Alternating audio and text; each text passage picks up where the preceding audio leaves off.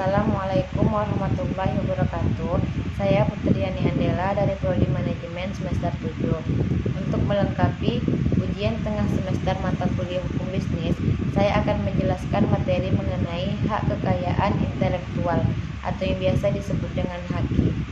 Saat ini banyak perusahaan startup yang baru berdiri dengan berbagai rencana inovasi produk ataupun jasa. Maka ada baiknya para pelaku usaha harus mulai mengetahui tentang aturan hak kekayaan intelektual di Indonesia.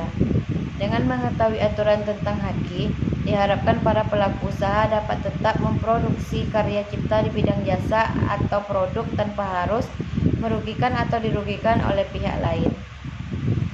Hak kekayaan intelektual itu sendiri adalah hak yang didapatkan dari hasil olah pikir manusia untuk dapat menghasilkan suatu produk, jasa, atau proses yang berguna untuk masyarakat. Jadi dapat disimpulkan bahwa HAKI adalah hak untuk menikmati secara ekonomis hasil dari suatu kreativitas intelektual. Objek yang diatur dalam kekayaan intelektual berupa karya yang dihasilkan oleh kemampuan intelektual manusia. Istilah HAKI didapat dari IPR yang telah diatur dalam Undang-Undang Nomor 7 Tahun 1994 mengenai pengesahan WTO.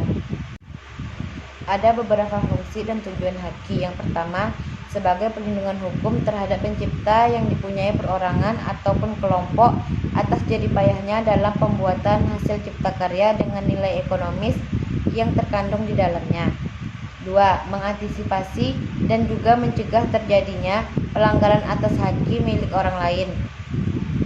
3. Meningkatkan kompetisi khususnya dalam hal komersialisasi kekayaan intelektual. Karena dengan adanya HAKI akan mendorong para pencipta untuk terus berkarya dan berinovasi dan bisa mendapatkan apresiasi dari masyarakat. Dan yang terakhir, dapat dijadikan bahan pertimbangan untuk menentukan strategi penelitian industri yang ada di Indonesia.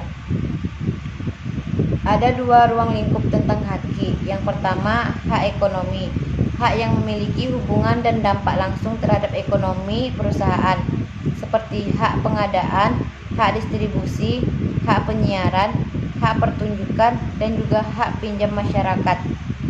Yang kedua, hak atas ciptaan, hak yang merujuk langsung terhadap subjek ciptaannya, seperti program komputer, buku, fotografi, database, dan lainnya.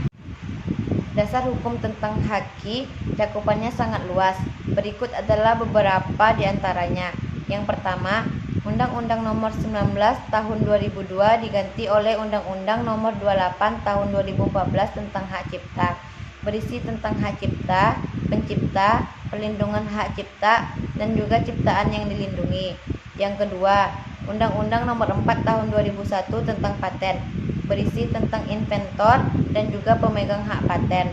Yang ketiga, Undang-Undang Nomor 15 Tahun 2001 tentang merek, berisi tentang merek, merek dagang, merek jasa, merek kolektif, dan jangka waktu perlindungan terhadap merek. Yang keempat, Undang-Undang Nomor 31 Tahun 2000 tentang desain industri, berisi tentang desain industri dan jangka waktu perlindungannya. Yang kelima, Undang-Undang Nomor 32 Tahun 2000 tentang desain tata letak sirkuit terpadu, berisi tentang desain tata letak dan juga sirkuit terpadu.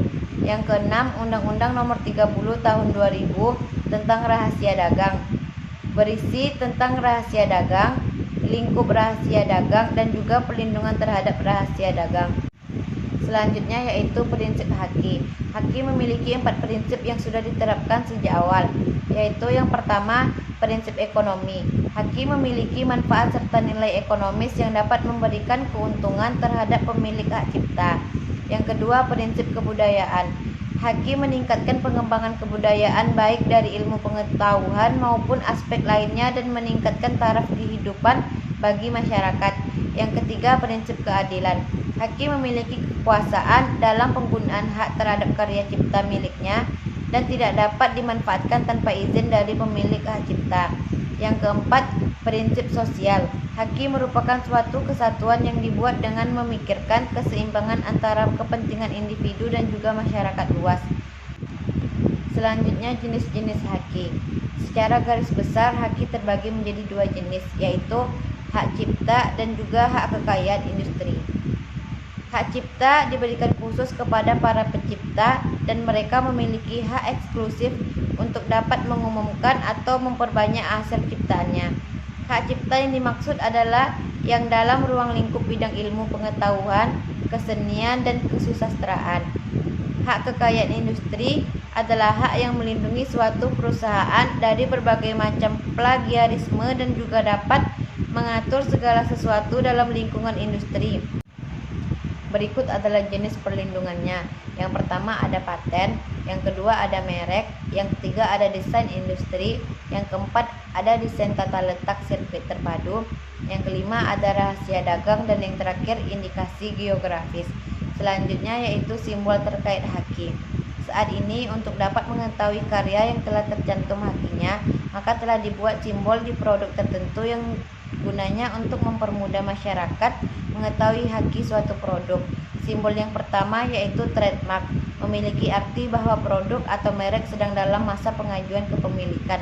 Simbol kedua service mark, digunakan untuk menandai suara-suara tertentu, misal suara unik yang ada dalam suatu film.